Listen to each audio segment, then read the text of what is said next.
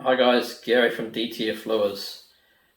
We're just back from our first trip out this season in our new port of Whangamata, and it was very good weekend for us. So yeah, it's new waters down there, but we had talked to a few of the locals and stuff like that, which were very friendly and sort of had a bit of an idea and checking out the SST maps of the chlorophyll as well. And we ended up in an area behind the Alderman Islands in the 320 metre to 400 sort of area, where there was just a bit of a warm finger coming in and a few brown shearwaters on the water just hanging about. So the first day we were working in a bit closer and then got to that area, worked it a bit, and we had Captain Adam from Marlin Queen in Rarotonga on the boat, and over there they like to run a very big lure all the way at shotgun, twice the distance to what we usually run over here. So Adam put that knobby out, and that was the lure that took off. So that was a knobby in Power Puff, and for some reason I got nominated to go on the rod, but then that was alright. So I enjoyed that fight on the stand-up gear. It was quite hot and stuff like that, but no, it was a nice fight on the stand-up in the Alutechnos reel. So it was a good fight, and we had a good crew that we got the fish in pretty quickly, and he was in good condition. Nice solid little fish in the 70 kilo range, but fat all the way through. And yeah, not too hard to revive, so a nice tag and release there. So that was a good area we found on the first day. That was a little later, that was around 12:30 in the day, because we had a late day to work with the tide and stuff like that. Worked that area for a few more hours, but we found the bite was sort of, around that 12 o'clock time. So yeah, we had that, which was a good day, and we were quite happy and pleased with that. And we spent the night down at Mere.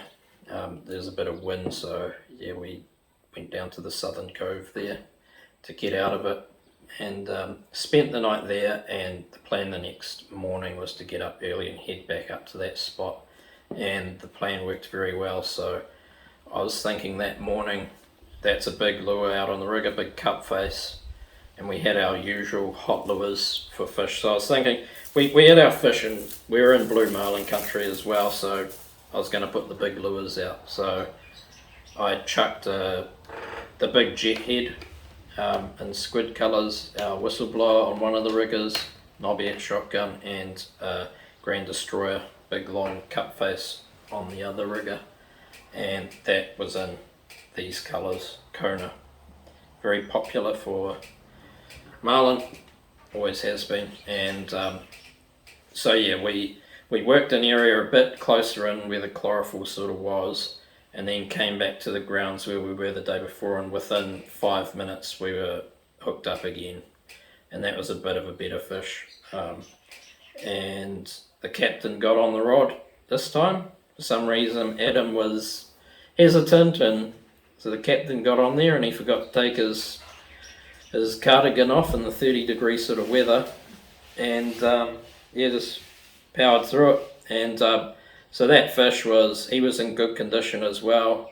It had a long line hook in it, quite a fresh one and stuff like that, but we wanted to take a fish home to smoke, so we haven't had a bit of smoked marlin in a while, so that one was destined for the smoker. So we brought him. He was very good condition for eating, nice fat fish, and brought him in, and we were quite pleased with that. That was on the Grand Destroyer Kona lure. Reset the lures, got photos and stuff like that, reset the lures, and within 15 minutes we swooped not far off that same spot, and that same lure went off again. It was Adam's turn, but dropped that one, and then reset again, and the final sort of fish that hit. This was at 9:30 a.m. on the next day, so early morning we landed the fish. And yeah, then we had 2 more bites after that. One was on the jet head as well, in squid colours. So yeah, we circled around there, and a few of our friends came around the boat, and around our area and stuff like that, and yeah, they're just sort of going for our lures, which was interesting, and everyone was sort of asking what we were using and stuff like that. And one of the boats with us was a friend, so when we left we gave him the 3 lures that were getting the bites. So yeah, he was quite happy that we chucked them onto a buoy, and he came and picked it up, and then we headed in. And the thing is that Kona Colour, another guy that I was speaking to down there, had a lure similar to our one. Gave him the intel, he went to that area an hour later, got one on that exact lure. So yeah, that made me think they're feeding on something quite big. So when we were heading back to port, when we were talking to the smoker, I asked him to see what the stomach contents were, and yesterday he came back and said that it had some small albies on it. So that there is a tuna colour, and the same size as a small tuna. So that's exactly the perfect situation for catching tuna on lures when they're feeding on those bigger baits. Like, they're good when you're on jigs, but sometimes when they're feeding on smaller fish they can be a bit hesitant on lures. So yeah, it's great to have them out there feeding on the tuna. And yeah, we had a really great start to the season, and we're looking forward to getting back out there and being down in new waters and talking to new people on the radio and stuff like that. It's real interesting for us, and learning the new areas and things like that. And yeah, we'll be back down there again soon. It looks like there might be a bit of a tropical cyclone heading down this weekend, so we'll see what that does, fish wise and stuff like that. But yeah, I'll keep a close eye on those SSTs. The season so far on the east coast has been on fire, and all the way from Whangaroa down to well, even further north in Whangaroa, Hohora, down to the Hawke's Bay is really firing, and they're actually getting a lot of striped marlin down in the Hawke's Bay as well. Just today there was quite a few caught. So get out there as soon as you can. Probably now it's going to be after the cyclone. Hopefully that doesn't interfere with things. And yeah, just work those temperature breaks and stuff like that, see where the currents are going. And also, it's not always about gannets and things, just there can sometimes just be a few blackbirds and stuff like that hanging around in those sort of areas. And yeah, just look for those signs. And I've got some footage here for you from our weekend action. It's not perfect, but we didn't have our main cameraman. That's behind, well, camera woman I should say, that's behind the cameraman right now, behind the camera right now.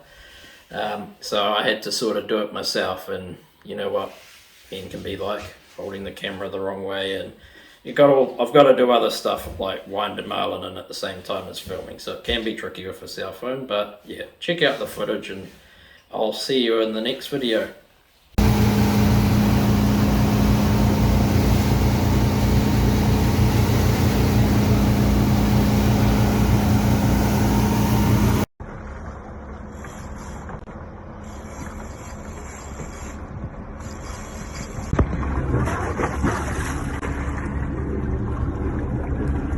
Okay, we'll go forward a bit maybe.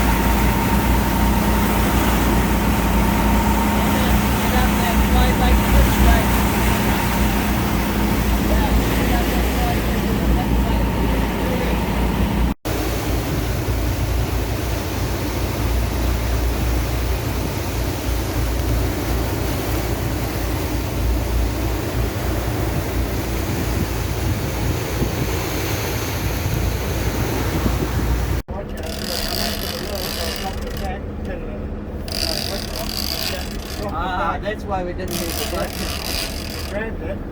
Marlin hooked up. Good fish. second for the trip on the captain's favourite Kona Grand Destroyer.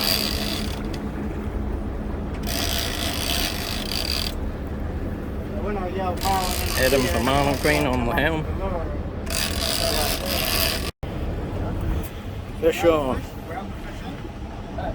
Captain in a sweatshirt. In a sweatshirt. Yeah, well, it's not quite.